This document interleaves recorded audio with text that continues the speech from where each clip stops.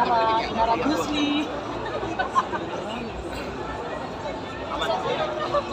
Nara Gusli. Kedengaran ya?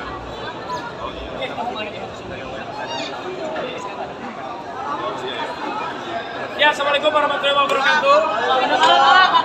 Alhamdulillah hari ini termasuk salah satu agenda saya.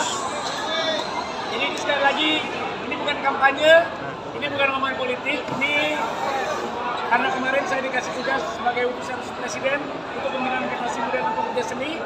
Jadi kita bikin acara di sini dan kebetulan Pak Ridwan Kamil ini menjadi bintang tamu narasumber saya. Dan juga alhamdulillah karena kemarin saya buka Instagram undangan terbuka. Karena kemarin kan sempat makan sama Pak Emil. Pak Emil kasih nasihat saya untuk beberapa program yang bisa menjurus kepada generasi muda. Nah, Pak Emil bilang akhirnya ya udah kita sosialisasikan saja program-program yang bagus untuk generasi muda. Jadi ini sebenarnya acara After Office ini acara saya yang mengundang Pak Emil dan mengundang secara terbuka teman-teman generasi muda, dan alhamdulillah datang, teman-teman wartawan juga alhamdulillah datang. Dan juga saya juga senang banget ada Tara, ada Selin, ada Indra, ada Paula, ada Lutfi, ada Rima, ada Aura, ada Mandas, ada Lutfi, ada Ibu Rani, ada istri tercinta.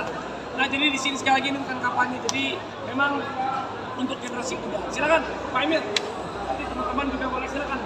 Ya, intinya begini, Kang Raffi ini dapat tugas sebagai utusan khusus presiden di bidang generasi muda dan pekerja seni. Minta pendapat ke saya, kira-kira gagasan-gagasan apa untuk anak muda dan gagasan-gagasan apa untuk pekerja seni dan ekonomi kreatif. Itu dasarnya ya. Sehingga di sini saya kasih gagasan yang relevan dan yang saya pahami dari pengalaman maupun ide-ide. Jadi siapapun nanti yang mempraktekkan, yang mendapatkan kebaikan adalah anak-anak muda Indonesia. Kang Raffi ini adik asuh saya. Waktu menikah dengan Mbak Gigi, saya saksi nikahnya. Ya.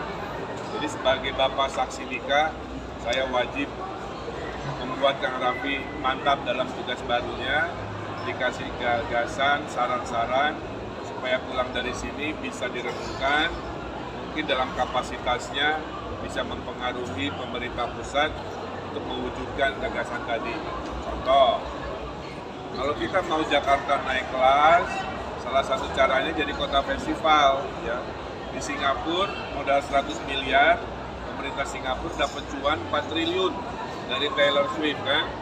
Bayangkan kalau itu dijadikan gagasan di Jakarta, dikali 100 aja seperti itu, nasional dan internasional, itu udah ratusan triliun perputaran uang dari satu gagasan anak muda, kota festival dengan kelas internasional. Kira-kira begitu, dan gagasan-gagasan lainnya.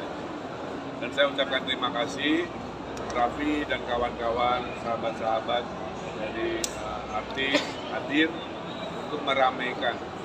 Salah satu yang tadi disukai adalah bayangkan kalau Jakarta halaman depan kantornya dibikin kayak Sarinah semua kan, betapa banyak banget kegiatan yang positif. Itu yang disebut dengan membangun kota yang bahagia, karena rumus manusia sederhana, ada wadah ada kegiatan, tidak ada wadah tidak ada kegiatan. Dulu cuma tempat parkir nggak ada kegiatan, dibikin amphitheater banyak kegiatan. Nah, jadi kira-kira itu ya apa yang saya sampaikan terhadap acara hari ini. Terima kasih. Oke, Emil, boleh tanya nih. Nanti kampanye akbar mengajak para artis Ya, nanti di kampanye akbar semua sahabat-sahabat saya yang punya daya pengaruh atau istilahnya influencer atau selebriti yang berkenan bersama kami pasangan itu pasti kami undang. Lagi? Saya Agus dari Mas Berita Kota. Kebetulan saya wartawan di Balai Kota Pemprov DKI dan DPRD. Menarik sekali pernyataan Kang Emil tadi terkait ingin menjadikan Jakarta sebagai kota digital. Sementara jika dikorelasikan dengan APBD yang telah disepakati mendekati angka 85 triliun. Jika terpilih nanti memimpin Jakarta sebagai gubernur, berapa kira-kira berapa persen alokasi untuk akselerasi keinginan Jakarta menjadi kota digital. Butuh berapa waktu lama itu kan? Ya. Bapak Ibu, ada pengangguran, ada lowongan kerja, kadang-kadang nggak matching.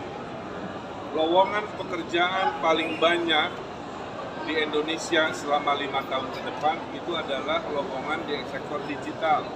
Ada 3 juta lowongan pekerjaan. Okay? Nah, kalau Gen Z-nya tidak dilatih digital, nanti mismatch. Semua ditanya punya skill digital nggak, punya skill konten nggak, gitu ya.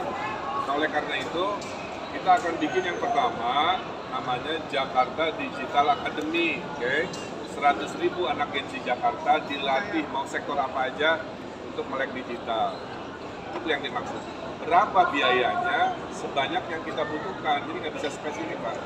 Yang kedua, berapa lama? Saya kira dalam 2-3 tahun kalau gagasan digital ini hadir, Jakarta bisa jadi pusat ekonomi digital tidak hanya di Indonesia tapi di ASEAN. Kang Emil, sorry. Tadi bicara prinsip keadilan soal akan ada, misalkan ya konsepnya beberapa panggung-panggung di depan kantoran. Bagaimana dengan maaf kalau saya sebut Starlink-nya gitu? Katanya Starlink ini yang harus diberdayakan juga agar masyarakat juga tidak memiliki mall. Bagaimana konsepnya kan? Saya kira kan kita ekonomi Pancasila ya. Dari kelas Starlink sampai kelas kafe, semua harus maju. Yang kecil dibesarkan, yang besar diluaskan, kan itu kecil. Jadi kalau ada event-event outdoor, kan kita mau bikin pasar malam, kita mau bikin car free night di 44 kecamatan. Jadi kalau haus-haus dan pengen duduk manis minuman datang, ya pasti Starlink bisnisnya akan banyak berkembang. Ini cara kita membawa UMKM biar lebih banyak. Oke? Terima kasih semuanya. Rafi, nanya Rafi. Oke, jadi terima kasih buat teman-teman. Nanti insya Allah program ini akan dilanjutkan untuk sebagai programnya UKP, Utusan Presiden, Pembinaan Generasi Muda. Terima kasih. Pak Emil, terima kasih. Terima kasih. Dan masih ada acaranya, senang banget. Yang penting datang ke sini karena